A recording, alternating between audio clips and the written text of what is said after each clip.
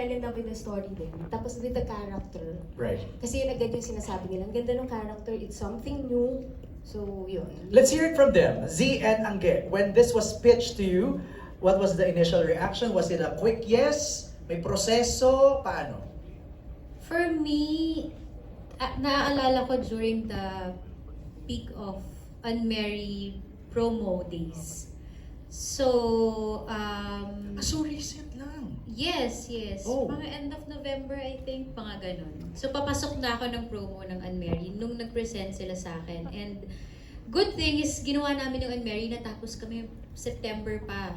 So, well-rested na and kumbaga nakabuelo na ulit, ready na ulit magtrabaho. Kaya nung in-offer nila, hindi naman yung parang, naku, sandali lang kasi kauwi ko lang ng bahay, kailangan bumawi sa pamilya. Wala namang ganun naging problema. So walang consider na, baka I have to talk to the family dahil baka hindi ako payagan, ganito, ganyan. So, yung aspetong yun is okay talaga kagad. Nung pinresent nila sa akin yung story, talagang hindi ko alam kung paano ako mag-no. Kasi, hindi ko naman inisip na ayoko itong tanggapin. Paano ba ako mag-no? Ano siya lahat nung pinapakita, lahat papunta sa yes eh. Ang ganda-ganda talaga nung story, nung pinapresent nila sa akin. And siguro nga, kapag may mga na-present na sa akin noon na parang hindi na nila hinintay yung yes or no, hindi na lang ako sumagot. Parang naintindihan na nila Tita Cory na ayaw niya, hindi siya sumagot. But with this, ang hiningi ko lang is timeline. Okay. Parang yun lang yun sa akin. And then, parang kilalang-kilala na nila ako na ang gusto talaga ni Angge, na-challenge siya eh. Totoo naman, yung deodorant ko hindi nag-work dito sa sa series na to. Yung kilikili ko talaga laging basang-basa ng pawis sa mga hirap na eksena, sa mga sign language na kailangan namin i-memorize.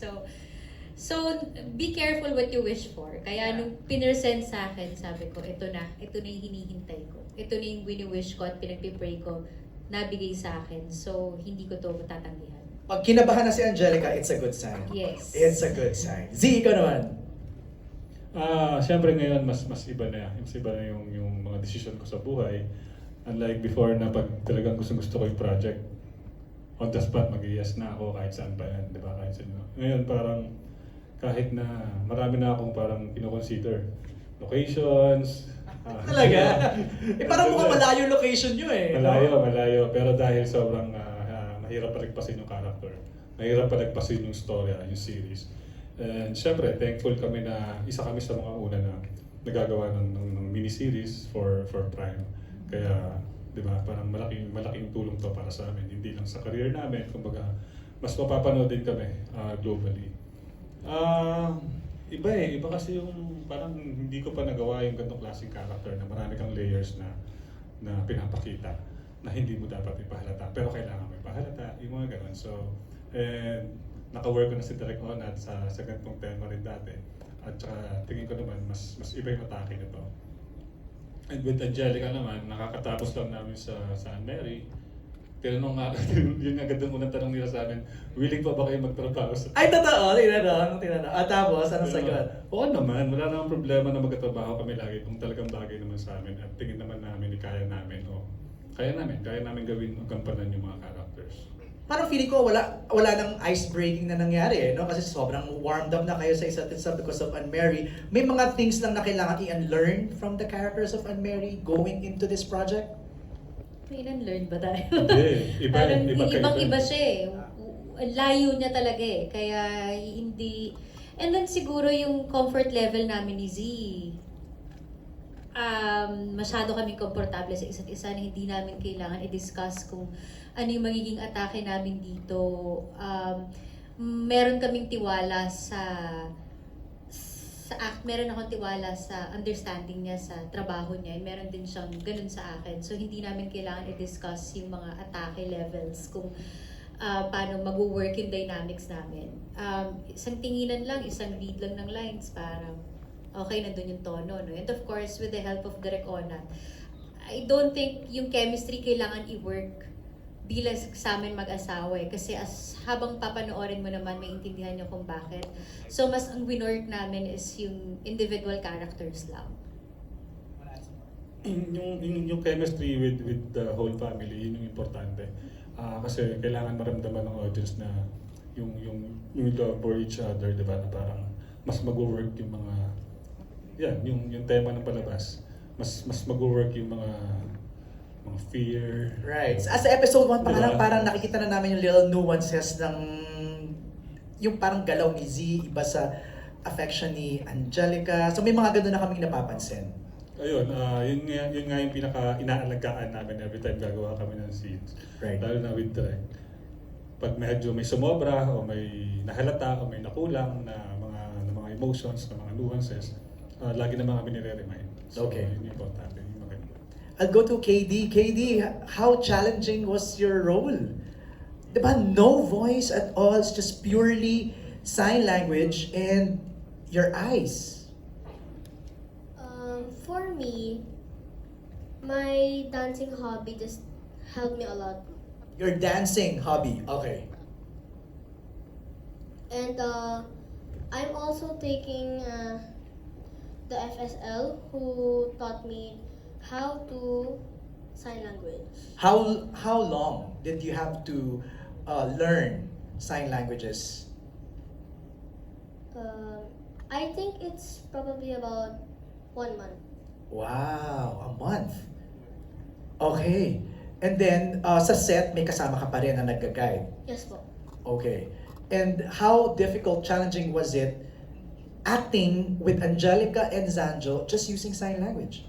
And with Mylene also? Well, I could probably say that, wow. This is my dream. Oh. Is this your first big acting break? Yes. Wow.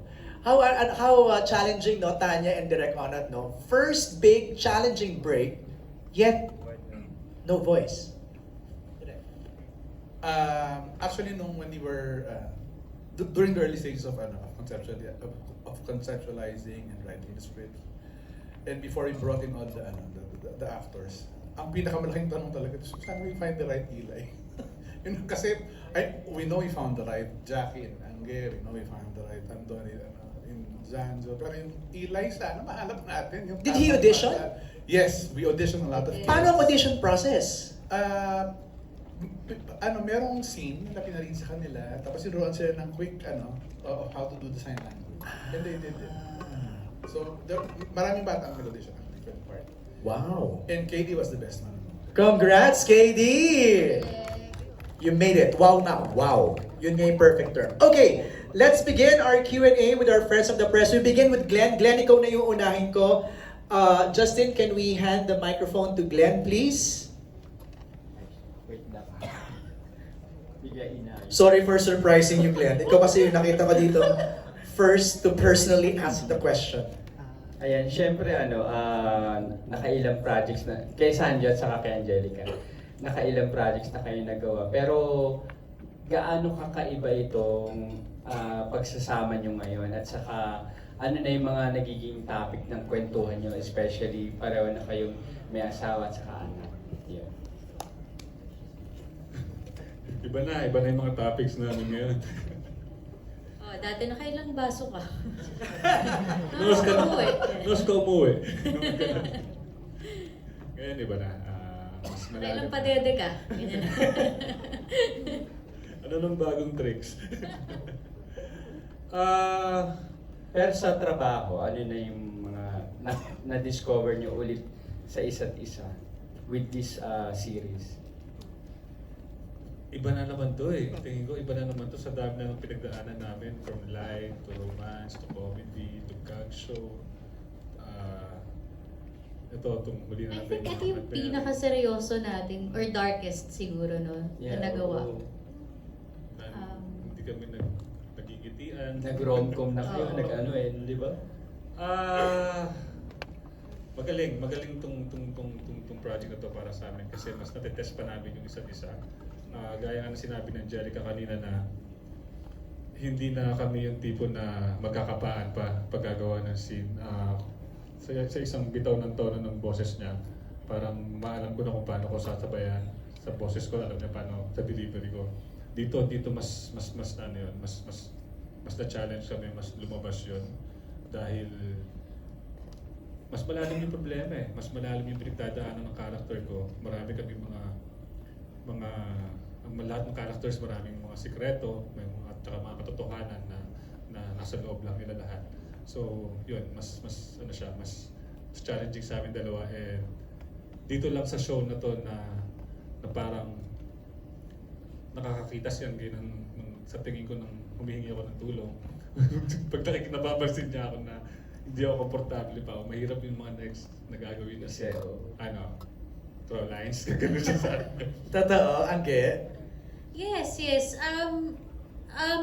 Siyempre, team kayo, di ba? Hindi lang sa amin, sa buong cast naman din, ganun. Alam mo kung ano yung mga mahihirap na eksena. And, actually, oo nga, parang ito yung first time, hindi naman first time, hindi. May mga ganun naman kami. Pag alam namin na medyo crucial yung mga eksena, binibigyan namin ng space yung isa't isa, and then kapag ready na, then tsaka ko lang, parang ganun yung rapport namin dala. I would usually approach kung ready ka na, parang ready ka na bang mag-throw lines, pag-usapan kung ano yung mga parang saan to papunta, ganyan.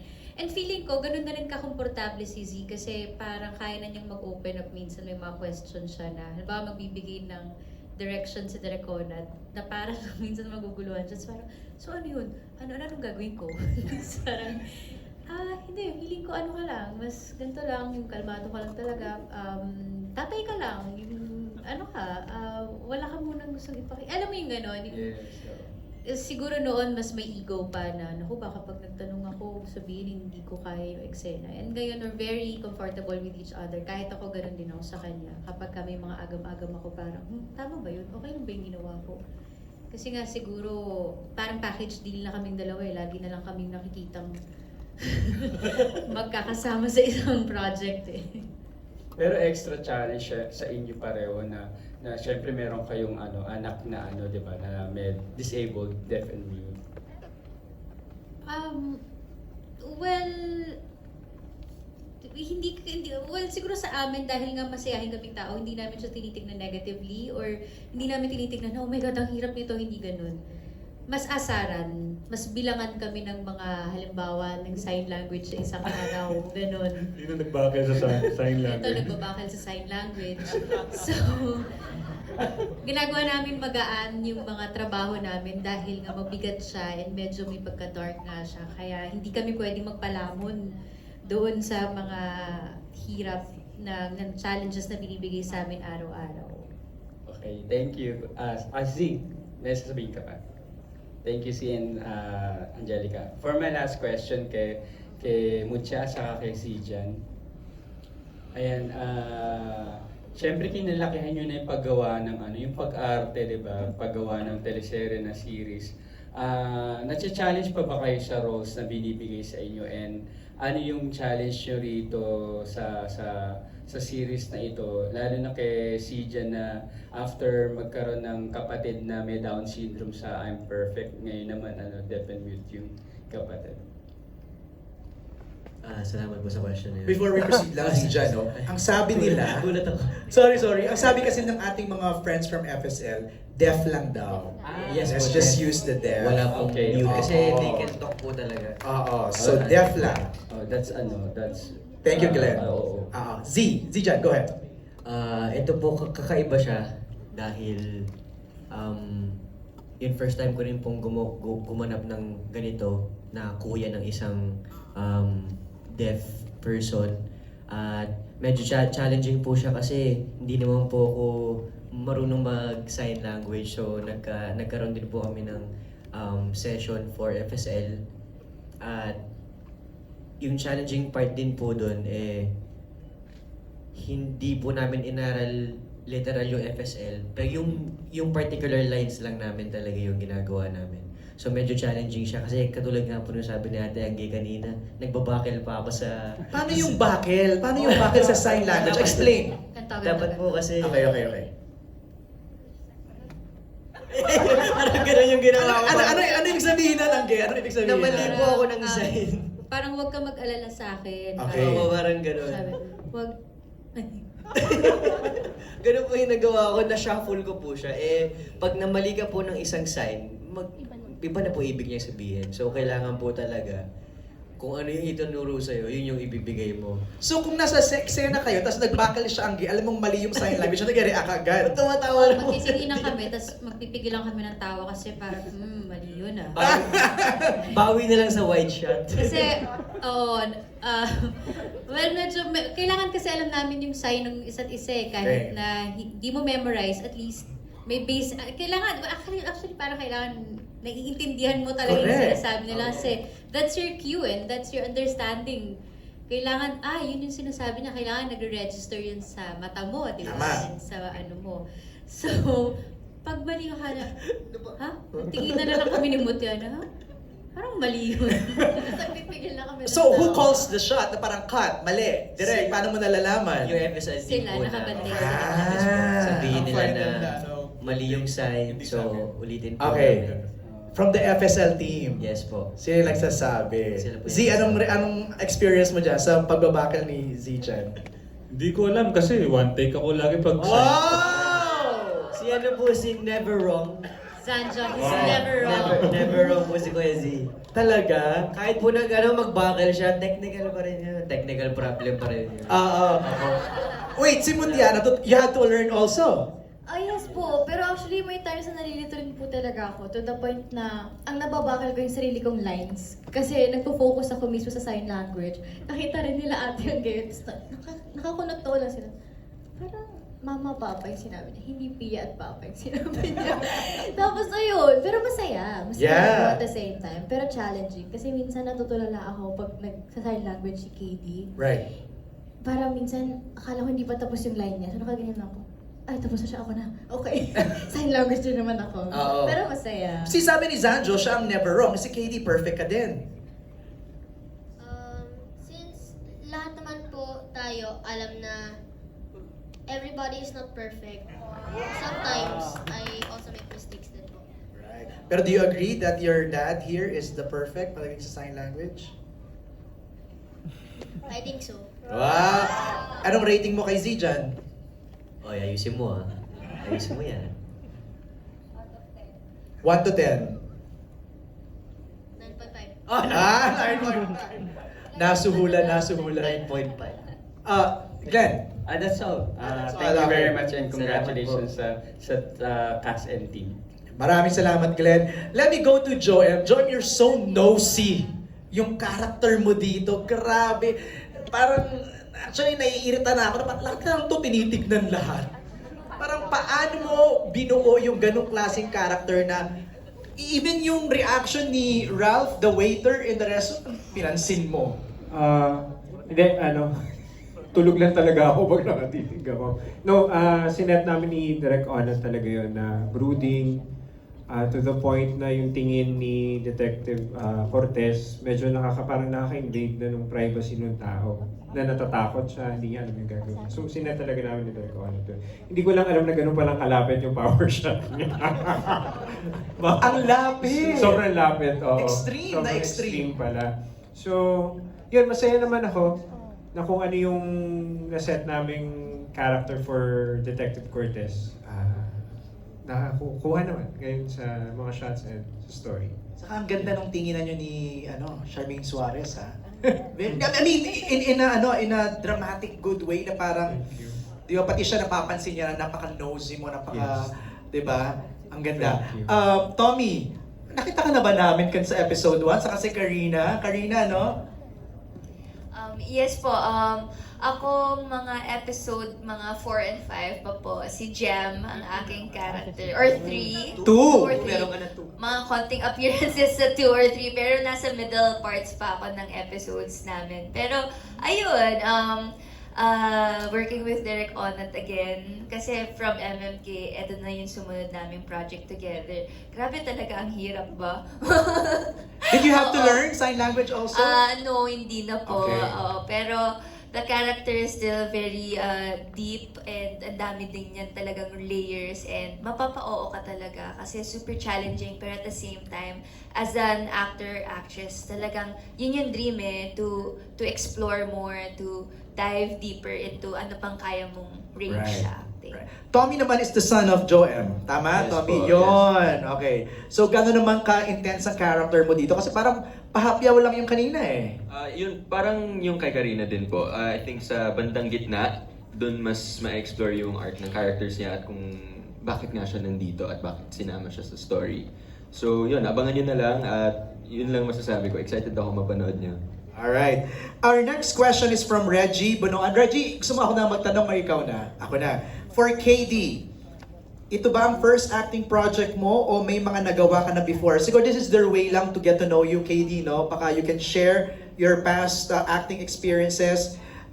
Ito medyo nasagot na kanina. Nag-audition ka ba sa role mo bilang deaf at nag-aral ka ng sign language? So he kind of answered that already. Baka you can share na lang siguro, how was your audition experience? It was good. And maganda rin po ang Pinagawa sa'yo? opo. Paano yung pinagawa sa'yo during the audition? Madaling sign language lang muna, no? Yung mga tinuro pa lang po sa akin. Okay. Kinabahan ka ba during the audition? Yes po. And what was your reaction when you got the call that you made you got the job? Like, pumunta po ako sa simbahan and then I said, thank you God for this project. Wow. Okay, so they wanted to know, do you have other acting experiences in the past? Yes. Saan? Kwento mo sa amin. MMK po. Anong episode yan? Sinong mga nakasama mo doon? Si JM De Guzman po. Ana Abad Santos. Okay. And I kind of forgot his name. Okay. Pero MMK, maganda na yung first start, di ba? Drama na kaagad. Opo. Acting. Kamusta si KD, Direk Onat, in your scenes here sa The Silent Noise? Kamusta siya mag-pick up ng mga eksena at mga kailangan niyang gawin? Si KD yung pleasant surprise sa amin sa show na to. When we hired him for the part, we knew that the kid has potential. But every time we let him do something, he surpasses our expectations. Sa totoo lang. I've never worked with a kid this sensitive and this receptive to comments and to inputs.